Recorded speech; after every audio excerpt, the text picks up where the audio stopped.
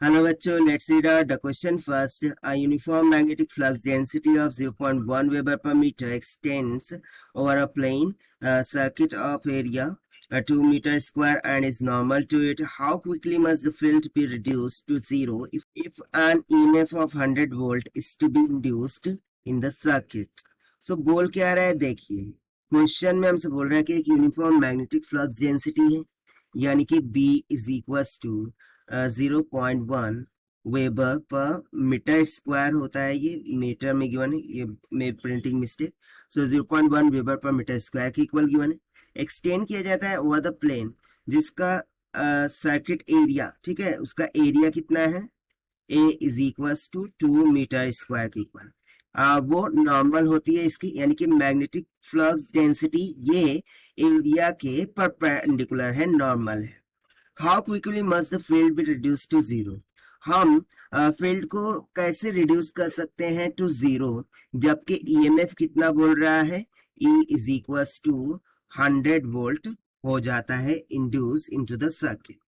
सो basically यहाँ पर मैं यदि बात करूं, सो मुझे क्या कैलकुलेट करना है, टाइम कैलकुलेट करना है, राइट, कि कितने टाइम में मैग्नेटिक फील्ड जीरो के इक्वल हो जाएगा, और ये क्या है, B1 हो जाएगा। सो सेकेंडली मेरा B2 क्या हो जाएगा, 0 वेबर पर मीटर स्क्वायर के इक्वल। तो चलिए स्टार्ट करते हैं हम सॉल्यूशन से, but before of it let's talk about the key concept which we are going to use here for this question.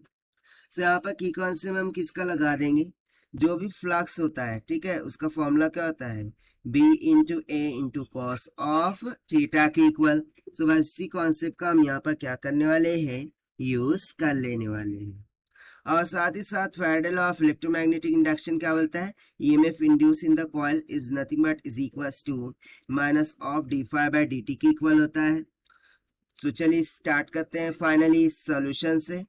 सो हमें सभी की सभी वैल्यूज तो गिवन है, बट देखिए सबसे पहली बात यहाँ पर हमसे बोला क्या गया था कि जो यूनिफॉर्म मैग्नेटिक फ्लक्स डेंसिटी है ये कैसा है, नॉर्मल है टू द एरिया, कैसा है, एरिया के नॉर्मल है। दिस मीन्स दैट, यानी कि theta this will be equals to zero. यदि थीटा इक्वल्स टू जीरो है तो cos of zero equals to क्या हो जाएगा, 1 के इक्वल। सो यहाँ से मुझे फ्लक्स जो भी है this will be equals to क्या मिल जाएगा, B इंटू ए के इक्वल मिल जाएंगे, ठीक है। सो यहाँ से हम सबसे पहले इनिशियल केस के लिए कैलकुलेट कर लेते हैं, दैट इज φ(1), जब time t will be equals to zero होगा। सो उस टाइम पर क्या हो जाएगा, B1 इंटू A1 हो जाएगा, राइट। सिमिलरली मैं फाइनल फ्लक्स कैलकुलेट करूं जब time t equals to t के इक्वल होगा, जो कि हमें फाइंड करना है, right. So it will be equals to nothing but B2 into A2। So induce EMF का हम फॉर्मूला लगा देंगे।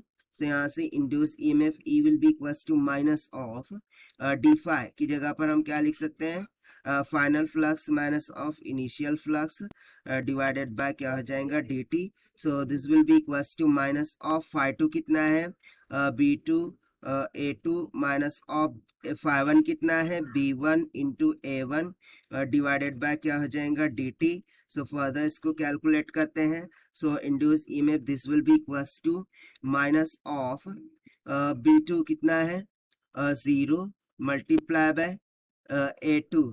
सो यहाँ पर A2 बेसिकली एरिया चेंज नहीं हो रहा है, राइट, एरिया चेंज हो रहा है क्या, नहीं। सो इसको हम एज इट इज रखते हैं फिलहाल, तो A2 माइनस ऑफ P1 कितना है, 0.1 मल्टीप्लाई बाय A1 क्या होगा, सो यहाँ पर हमें गिवन था 2 मीटर का स्क्वायर डिवाइडेड बाय dt क्या हो जाएगा, final time minus initial that is t minus of 0। और ये किसके इक्वल था, ईएमएफ के। सो ईएमएफ भी तो हमें गिवन था, दैट इज 100। सो यहाँ simply 100 this will be equals to, ये टर्म तो जीरो हो गई, right, minus sign multiply minus sign, ये हो गया plus 0.1 multiply by 2 divided by क्या हो जाएगा, t। सो यहाँ से देखिए 2 5 10, ये हो गया 50। सो जब आप इस सिंप्लीफाई करते हैं, सो time t will becomes out equals to how much, 2 into 10 raised to minus of 3 second की इक्वल आ जाएगा। और यही हो जाएगा हमारा required answer for this question, जो कि हमने सॉल्व किया by using the conceptual formula of flux linkage and induced EMF. So this is the required solution. I hope you understood well. Best of luck. Thank you.